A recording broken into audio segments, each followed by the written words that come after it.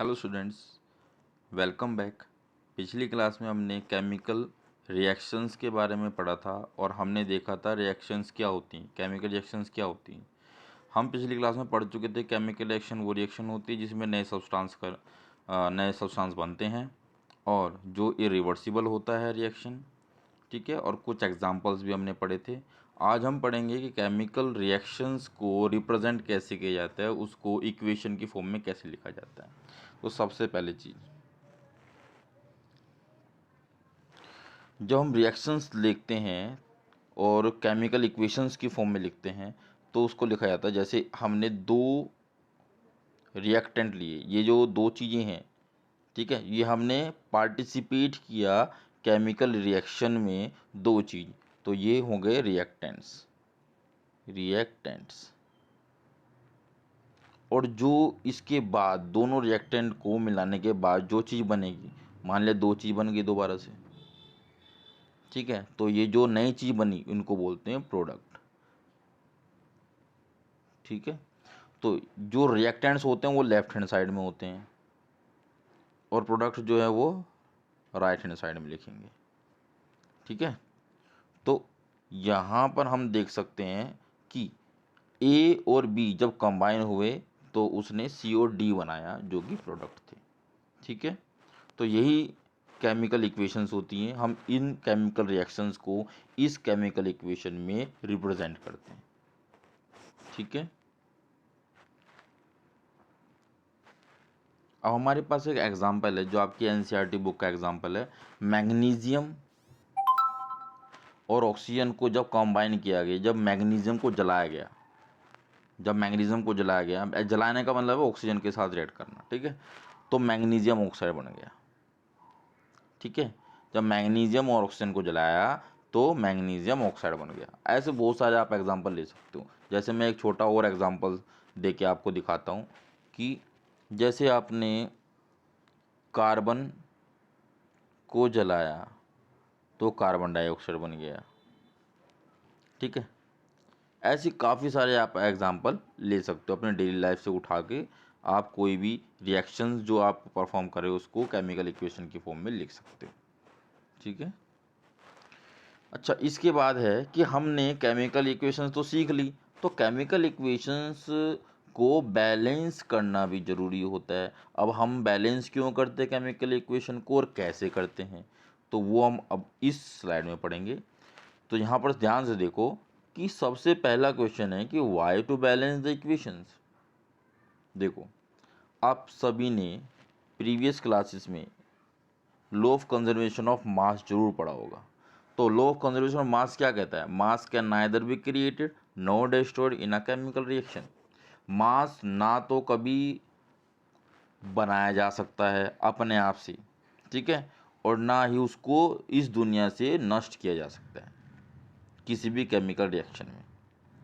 तो therefore number of element, तो इस लॉ के हिसाब से जो नंबर ऑफ एलिमेंट्स प्रेजेंट है रिएक्टेंट्स में, नंबर ऑफ एलिमेंट्स प्रेजेंट है जो रिएक्टेंट्स में, वो इक्वल होंगे number of element present in products. ठीक है, तो इसीलिए जब हम केमिकल रिएक्शंस पढ़ते हैं तो इनको बैलेंस किया जाता है। अगर आप देखोगे यहाँ पर मैग्नीशियम सिर्फ का 1 मोल है, यहाँ पर ऑक्सीजन 2 है, इसमें प्रोडक्ट के अंदर मैग्नीशियम भी 1 है और ऑक्सीजन भी 1 है। तो यहाँ पर दोनों में इस कंडीशन के हिसाब से दोनों तरफ, लेफ्ट हैंड साइड में भी और राइट हैंड साइड में भी, दोनों तरफ सेम नंबर ऑफ एलिमेंट होने चाहिए थे। तो यहाँ पर तो सेम नहीं है, यहाँ पर ऑक्सीजन 2 है लेकिन यहाँ पर तो 1 ही है। तब इनको बैलेंस करना इसलिए ज़रूरी होता है क्योंकि हमको लॉ ऑफ कंजर्वेशन ऑफ मास को फॉलो करना होता है।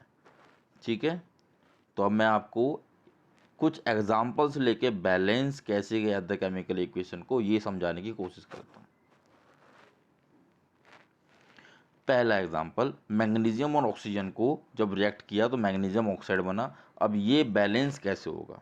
पहले देखो, क्या ये पहले से बैलेंस है? नहीं है। क्यों? क्योंकि देखिए यहाँ पर मैग्नीशियम 1 है, यहाँ पर मैग्नीशियम, सॉरी,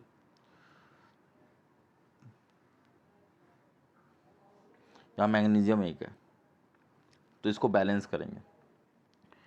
मैग्नीशियम 1 यहाँ पर भी 1 ठीक है। अब देखो मैं एक चीज़ और बताना चाहूँगा कि जब भी हम बैलेंस करेंगे ना, तो जो हम नंबर ऐड करेंगे वो इस प्लेसेस पर करेंगे।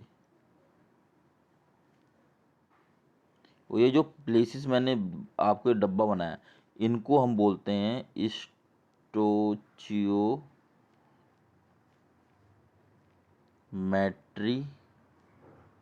स्टोचियोमेट्रिक कोफिशिएंट।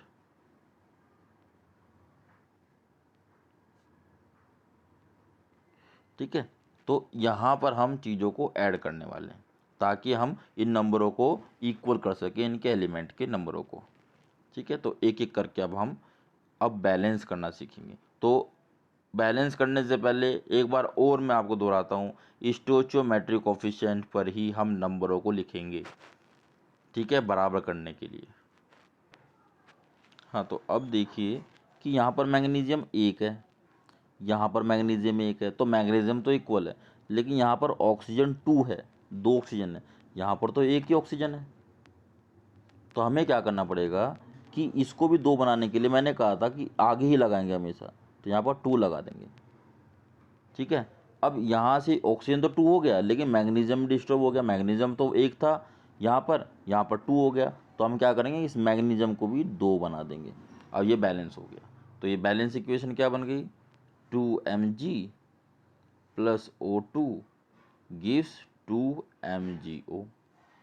ठीक है, अब है आयरन और वाटर की रिएक्शन, इसको बैलेंस करेंगे।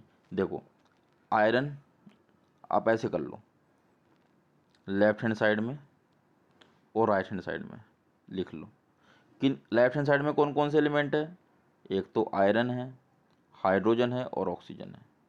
ऐसी राइट हैंड साइड में भी आयरन है, हाइड्रोजन है और ऑक्सीजन है। तो आयरन देखो कितने हैं, 1 है, लेफ्ट हैंड साइड की बात कर रहा हूँ। हाइड्रोजन 2 है, देखो 2 हाइड्रोजन। ठीक है, ऑक्सीजन कितने हैं, 1 मिनट,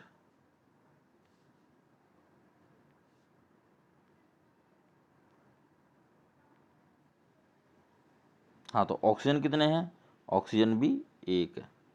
अब राइट हैंड साइड में आयरन 3 है, ऑक्सीजन 4 है और हाइड्रोजन 2 है। बैलेंस कैसे करेंगे, आयरन 3 है तो हमें इस लेफ्ट हैंड साइड में भी आयरन को 3 बनाना है, तो 3 लगा देंगे आयरन के साथ।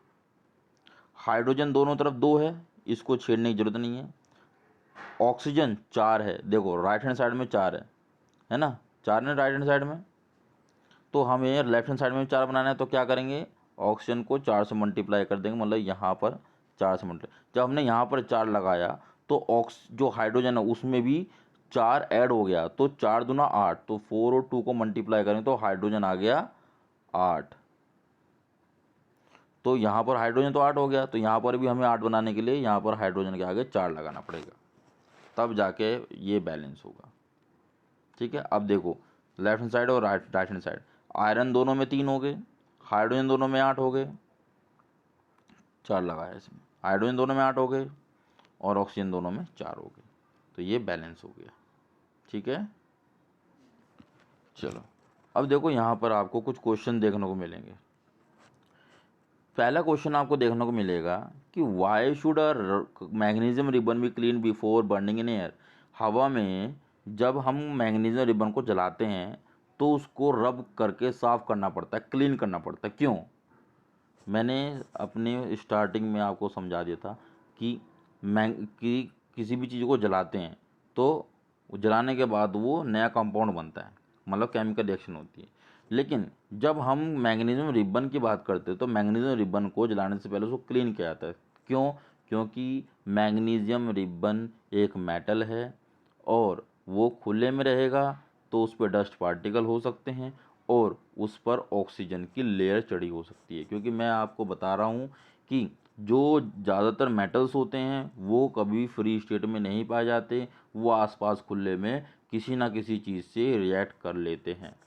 ठीक है, और मैग्नीशियम मॉडरेट रिएक्टिव एलिमेंट है, मेटल है, तो वो फ्री तो हो ही नहीं सकता, इसलिए वो पहले से ही ऑक्सीजन के साथ बहुत स्लो रिएक्शन करके ऑक्साइड की लेयर बना लेता है, और इसी ऑक्साइड की लेयर को हटाने के लिए और डस्ट पार्टिकल को रिमूव करने के लिए मैग्नीशियम रिबन को जलाने से पहले उसको साफ़ किया जाता है, ठीक है, ताकि वो अच्छे से जल पाए। सेकंड क्वेश्चन देखो, सेकंड क्वेश्चन में पूछा है, बोला है कि right the balanced equation. Balanced equation लिखनी है, एक एक करके मैं आपको बताऊंगा। फर्स्ट, हाइड्रोजन, जब भी हाइड्रोजन लिखा हो तो H2 लिखेंगे। क्लोरीन, क्लोरीन लिखेंगे तो Cl2 लिखेंगे। क्या देता है? HCl। देखो हाइड्रोजन 2 है, क्लोरीन 2 है लेफ्ट हैंड साइड में, राइट हैंड साइड में H भी एक है, Cl भी एक है, तो दोनों को 2 बनाना है तो सिर्फ 2 लगा दो, बैलेंस हो गई। सेकंड, बेरियम क्लोराइड, तो BaCl2। Aluminium sulphate Al2SO4 whole thrice. क्या बनेगा? BaSO4 बनेगा प्लस AlCl3 बनेगा। अब इसको बैलेंस करेंगे। इसको बैलेंस करने के लिए क्या करेंगे? देखो बेरियम दोनों तरफ एक है, आप थोड़ा कंपेयर करो, लेफ्ट हैंड साइड को राइट हैंड साइड को देखते रहो। बेरियम एक है, इधर भी एक है, दोनों में एक एक है, ठीक है। क्लोरीन 2 है, यहाँ पर 3 है, तो यहाँ पर डिस्टर्ब हो गया। और यहाँ पर देखो एल्यूमिनियम 2 है, यहाँ पर कितना एल्यूमिनियम, तो यहाँ पर हम क्या करेंगे, यहाँ पर 2 लगा देंगे, एल्यूमिनियम 2 बन गया। क्लोरीन 6 हो गया, तो क्लोरीन 6 हो गया तो हम क्या करेंगे, यहाँ पर 3 लगा देंगे, यहाँ पर भी क्लोरीन 6 हो जाएगा। तो यहाँ पर 3 लगा तो बेरियम डिस्टर्ब हो गया, तो यहाँ पर 3 लगा देंगे, तो यहाँ पर बेरियम इक्वल हो गया। अब यहाँ पर बेरियम 3 होने के साथ साथ सल्फर भी 3 हो गया, देखो सल्फर 3 है,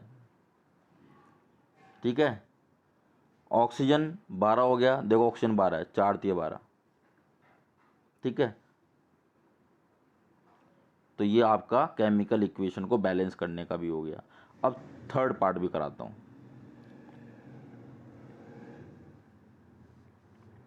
थर्ड है इसका, यहाँ पर कर देते हैं, जगह नहीं है।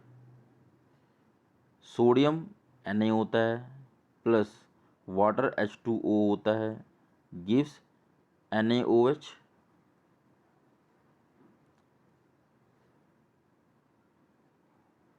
और हाइड्रोजन, ठीक है। बैलेंस कैसे करेंगे? सोडियम 1 है दोनों तरफ, ठीक है। हाइड्रोजन दोनों तरफ 2 है, बिल्कुल सही है। ऑक्सीजन, यहाँ पर हाइड्रोजन देखो 3 है, एक हाइड्रोजन यहाँ पर है और 2 हाइड्रोजन यहाँ पर है, तो कितने हो गए? 3 हो गए ना। तो इसको बैलेंस करना पड़ेगा। कैसे करेंगे? मैं यहाँ पर 2 लगा दूंगा, यहाँ 2 लगाऊंगा तो सोडियम 2 होगा, तो यहाँ पर 2 लिख देंगे, ठीक है। ऑक्सीजन 2 करना है, तो ऑक्सीजन 2 करने के लिए यहाँ पर 2 लगा देंगे। अब देखो दोनों में सोडियम 2 हो गए, हाइड्रोजन दोनों में 4 हो गए, देखो 2 और 2 4, देख सकते हो आप, ऑक्सीजन 2 है, दोनों में 2 हो गए, आपका ये बैलेंस हो गया, ठीक है। चलो अब तीसरा क्वेश्चन भी बिल्कुल वही है, बैलेंस करना है। सबसे पहले आपको सॉल्यूशन वगैरह की केमिकल रिएक्शंस को आपको दे रखा है, ठीक है। आप इसको इक्वेशंस की फॉर्म में लिखोगे, इक्वेशन की फॉर्म में लिखने के बाद इसको बैलेंस कर लोगे। अगर मान लेते तीसरा क्वेश्चन, थर्ड क्वेश्चन आपको नहीं समझ में आया तो कमेंट बॉक्स में देखना कि तीसरा क्वेश्चन समझ में नहीं आया। अगर आ गया है समझ में तो आप खुद से दोनों रिएक्शन को बना के कमेंट बॉक्स में करके दिखाना, ठीक है। नहीं होगा तो मैं अगले वीडियो में इन 2 क्वेश्चन को दोबारा समझा दूंगा, ठीक है। तो आज के लिए इतना ही, थैंक यू। और अगर चैनल अच्छा लग रहा हो, आपको चीज़ें समझ में आ रही हो तो सब्सक्राइब कर लेना, जिससे कि आप आसानी से मेरी वीडियोस को और भी आगे जो बन जाए, जो नई तैयार होती है वो तुरंत देख लो, ठीक है।